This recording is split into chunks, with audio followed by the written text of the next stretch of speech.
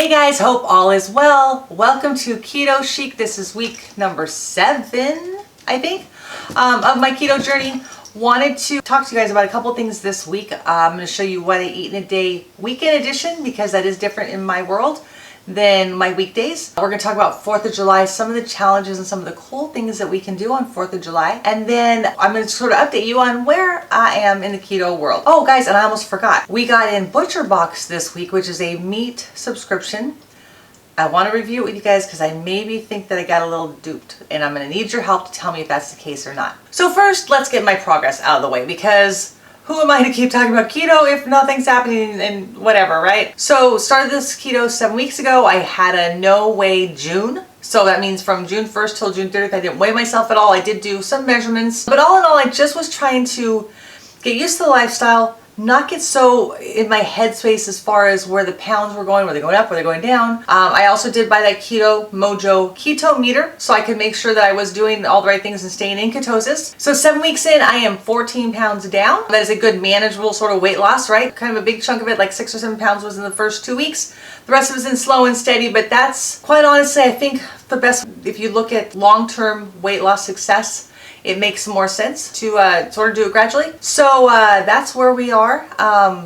Still have really not cheated or fallen off the wagon. I just feel that what I'm doing is too important for me to slip up. So no sugar, no chocolate, no bread, no cookies, nothing. Some alcohol. I've been playing around with, like I showed you last week, some of the spiked seltzers. So now let's talk about 4th of July. 4th of July, as you know, is our nation's Independence Day, and we get a whole day off to hang out and barbecue and have fun in the sun and do fireworks and just sort of hang out with family. But again, barbecues are a place where lots of carbs congregate, right? So we have potato salad, we have potato chips, we have sugar-filled barbecue sauce on our ribs, we have buns with our hamburgers.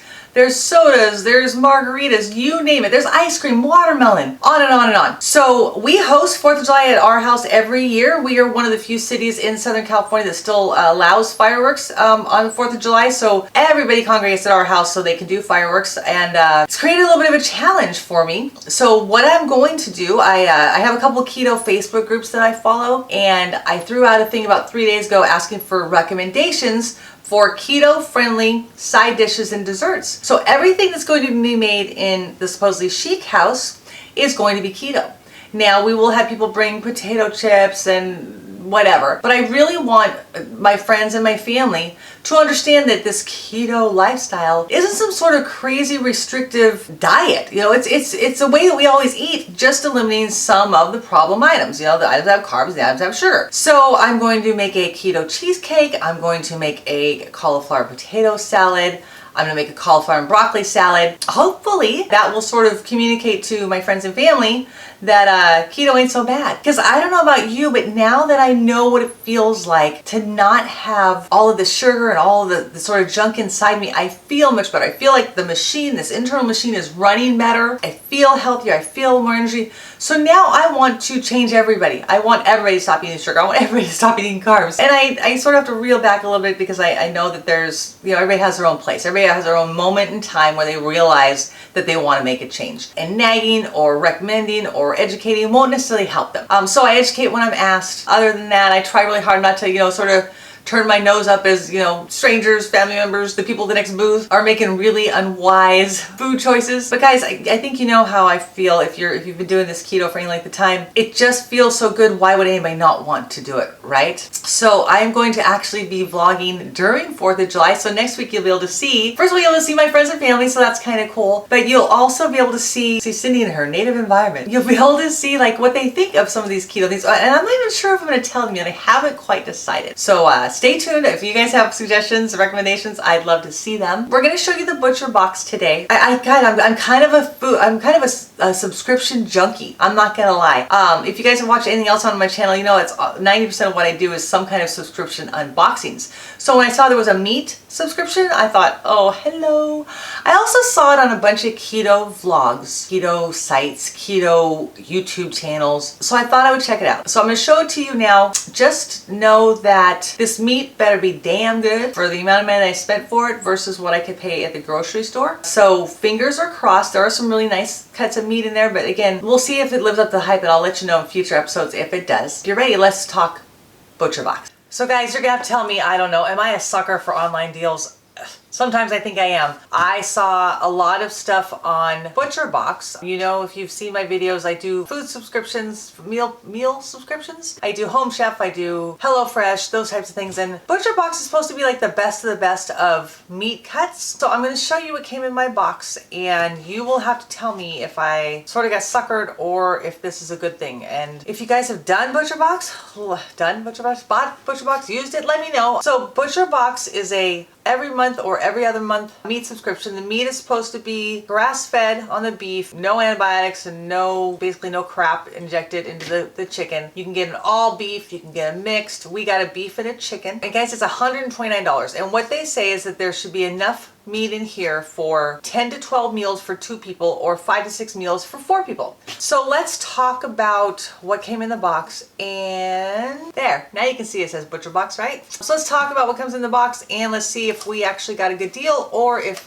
Cindy is just throwing money away like she usually does. All right, so here's everything we got in our ButcherBox. Beef and chicken, like we talked about. One of the things that I got for ButcherBox is that with every box, if you sign up by a certain time, you'll get a pound of bacon for free. This will last the lifetime of my subscription. So if I have my subscription for 2 years and I get it every other month, I'll get 12 pounds of bacon for free.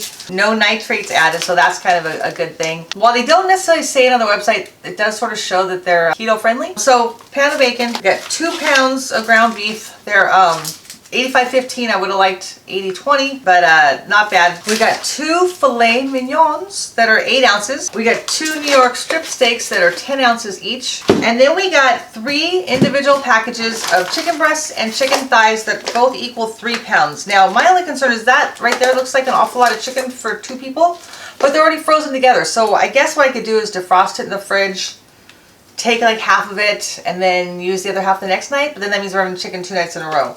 So this is the breasts, this is the thighs. And I actually did cut one off and use it already because, guys, we gotta eat, right? But again, kind of a lot. You know, we had a whole, there's actually 3 thighs. The one that I opened, there was 3 thighs inside. My husband and I only really needed 1, so we had some left over. They also give you this really clever little kitchen handbook, and apparently it's for people who have never cooked meat before in their whole lives, because it talks about like how to season, how to defrost, how to grill. Mama don't need this, but it is very nice, and it's very bound. I think this was $30 and my $129 was just this little book right here. But guys, I don't know, could I have gotten a better deal at the grocery store? I'd have to really look back. I want to say our chicken is like, gosh, I don't know, $4.29 a pound maybe. So if I got 6 pounds, that's 25 bucks, right?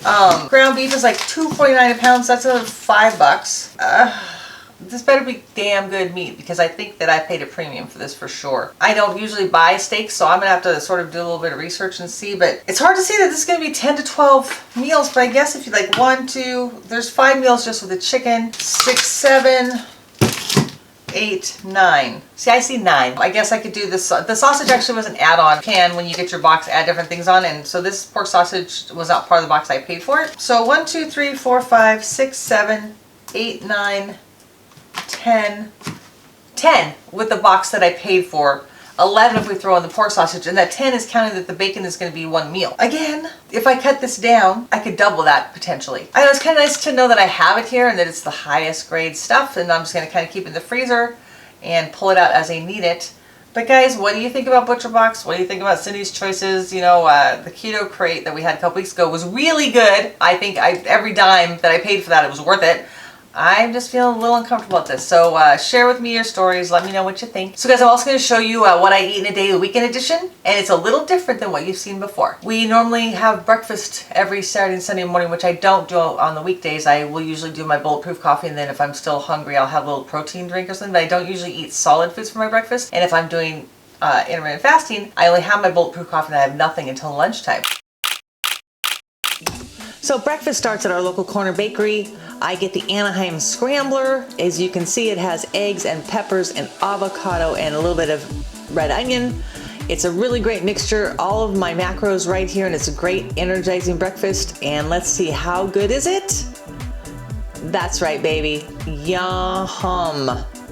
Okay, so for lunch today, guys, between our corner bakery breakfast and our taco salad dinner, I've got my crunchy cheese crisps, I have my Starbucks pink drink, and a string cheese. So tonight's dinner, guys, taco salad. There's our hamburger meat, all ready to go. We have our lettuce, guacamole, sour cream, a little bit of tomatoes, a little bit of salsa, and loads of cheddar cheese. What do you think? Looks pretty good, guys. Alright guys, so who can relate to eating that way on weekends? Let me know what your go-tos are. My husband actually kind of like to get out on Saturday mornings, so I keep thinking if I make something, I don't know if that would work, but let me know what you think. Guys, this is what we do here at Supposedly Chic. Every Tuesday you'll see a keto update, and every Thursday you'll see the rest of our Supposedly Chic content, whether it's unboxings or meal subscriptions, etc. So guys, I'd really love for you to be a part of this journey with me. So if you have not already, I ask that you just sort of crush that subscribe button down below. And if this is your first time here at Supposedly Chic, I'm gonna throw a couple of videos up right here that will show you what we're about and get you started. So guys, until next time, this is Cindy at Supposedly Chic, and y'all need a keto on.